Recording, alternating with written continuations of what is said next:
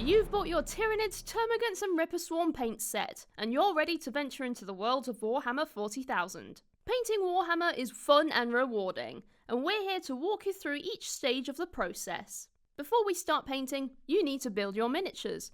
You'll see on the back of the box that there are some instructions on how to build your models. To help you out with building, have a look at our Painting Essentials Your Mini video for some top tips. You'll also need to gather a few things before you start. To paint miniatures, you'll need a water pot and some paper towel, and something to use as a palette. The plastic tray in the box is great for this. If you'd like to learn more about setting up a painting area, we've got a handy video filled with helpful information. The paints we've used in this guide are the ones found in the box set, and they are listed on the screen now. We're using the paints in the set to replicate the images of the miniatures on the box art. It's also a good idea to keep your box to hand while you're painting, as you can use it to refer back if you're unsure which parts to paint in what colours. We'll be painting these Termagants and Ripper Swarm in the classic cream and purple scheme of Hive Fleet Leviathan. However, remember that these are your miniatures. You don't have to stick to the box art colours. Feel free to let your imagination run wild. The first thing we'll be doing is something called an undercoat, and for this we'll be using our pot of Wraithbone to do this. Don't worry if you've not heard of undercoating before, we'll be talking you through it. So what is an undercoat? This is where we apply a paint to the whole model, and then this acts as a foundation for all our other paints to stick to. There are two ways to do this: using a spray can or by using the paint from the pot. In this case we'll be painting it from the pot of Wraithbone, as this is what we get in the set. If you do want to learn about undercoating with a spray can, we've got a video all about it called Spray Paints and Undercoating. It's normal for the paint to settle and separate in the pot over time, so give it a good shake until it's a smooth, even colour. Break the seal and push the lid until it clicks into the tab at the back, to help keep the pot open while you use it. Wet your starter brush from the set with a little bit of water, then wipe any excess away on a paper towel, so it's damp but not sodden. Then we can load up the bristles with a little bit of paint from the reservoir inside the lid.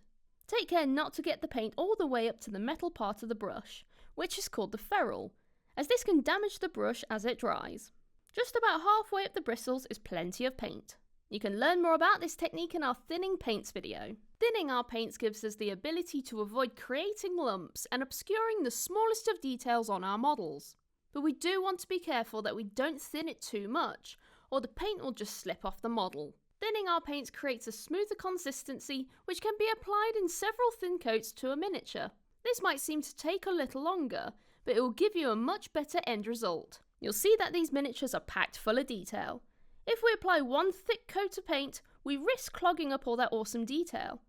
We can avoid this by applying a couple of thin layers instead. This ensures we still get to see all that detail and we get a smooth finish. You can be really messy at this stage.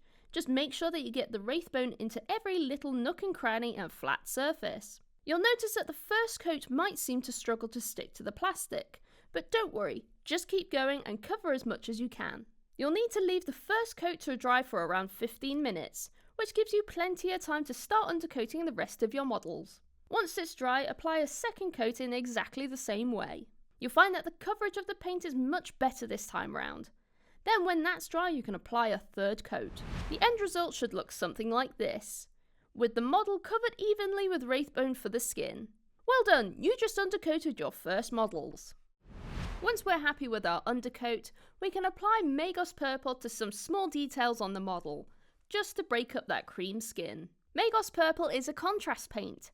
These are paints that are really thin in the pot, but are super pigmented.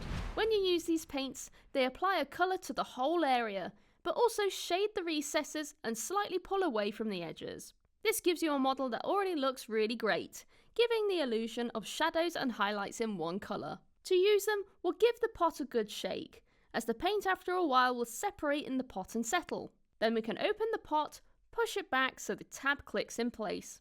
Take your brush and dip it into the reservoir in the lid, or you can carefully dip it into the pot if you need more paint. Once you have enough on your brush, you can apply it to the little details on the Termagants and Rippers, one by one. We want to make sure that this colour gets into the joints of the legs and arms. There are also a lot of little details that we also need to pick out, like little vents, piping, eyes, mouth, and the tongue if it's poking out.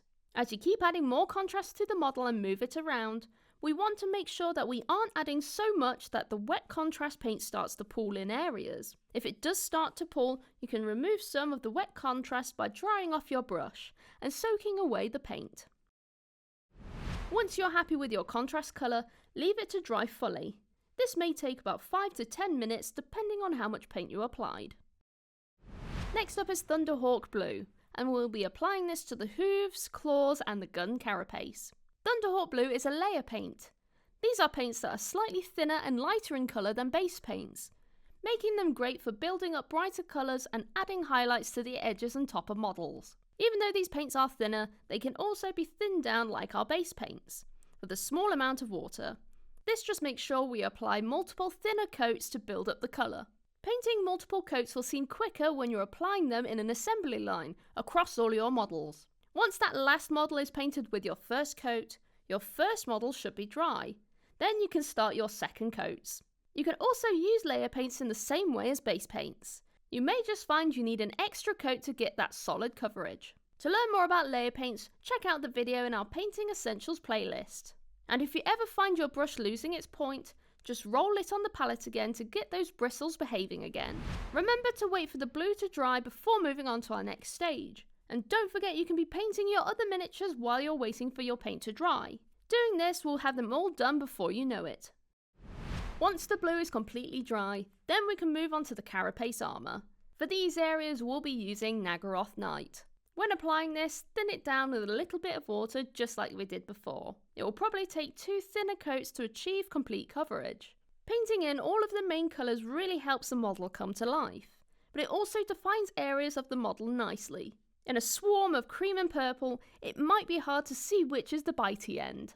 We want to be as neat as we can here, as this will give us a much better end result and save us time so we don't have to do as much tidying up with Wraithbone. However, if you do get any of this colour on the wrong areas, just take your Wraithbone to tidy up. Don't forget to thin it down with water though, as the more layers of paint that we apply to the model, the more we risk creating lumps and bumps if those are thick. Thinner layers are a super easy way to get that smoother finish we want. Now the paint water is looking a bit dark and dirty, so we'll change that now for some clean water. This really helps keep your brushes in good condition. Now we're going to use Corax White to paint the teeth on our models. As you can see, there are some of the areas we need to paint that are very close to the purple and cream colours, so try and be as neat as you can. But if you do make any mistakes, it'll be super fast to tidy up. Just wait for the white to fully dry, then you can use a small amount of Wraithbone or Magos Purple to fix the affected areas. But because those areas are so light, they will only need 1 thin coat. After a few layers of Corax White, the teeth should be fully covered and looking nice and sharp.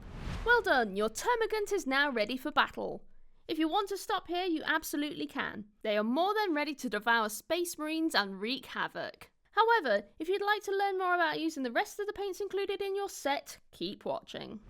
The final paint we'll be using is Armageddon Dust, and we'll be applying this to the base. Armageddon Dust is a type of technical paint.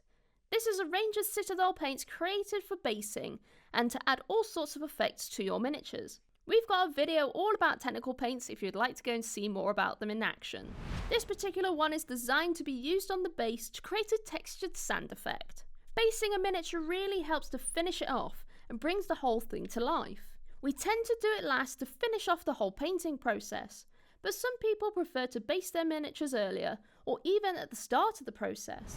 To apply this, we're going to show you 3 different methods depending on the tools you have available. Technical paints like Armageddon Dust can be tough to get off your brushes, so we don't want to use the brush included in the kit as it's likely to get ruined in the process. First, we have the Citadel Texture Tool, which you can buy from the Games Workshop website or in one of our Warhammer stores. This is the quickest and easiest way to apply technical paints onto bases, as it's specially designed for the job. It's a plastic tool with 2 scoops on it, 1 large and 1 small. We'll use the large end of the scoop to get the paint out of the pot and apply it to the base. The small end is really helpful when it comes to getting the paint around the Tyranid's hooves. If you can, try and avoid getting any Armageddon Dust on the miniature itself, or on the rim of the base. Just a little around the hooves will help tie the model and the base together really well. If you don't have the texture tool, there are 2 more options you can use. The second method is to use a wooden coffee stirrer. We'll just scoop the paint and apply it to the base. It'll take a while as it's quite small, but it's a great option if you don't have the texture tool.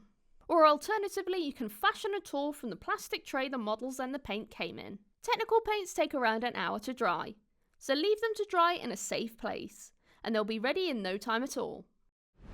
Congratulations, your first Termagants and Ripper Swarm are now complete.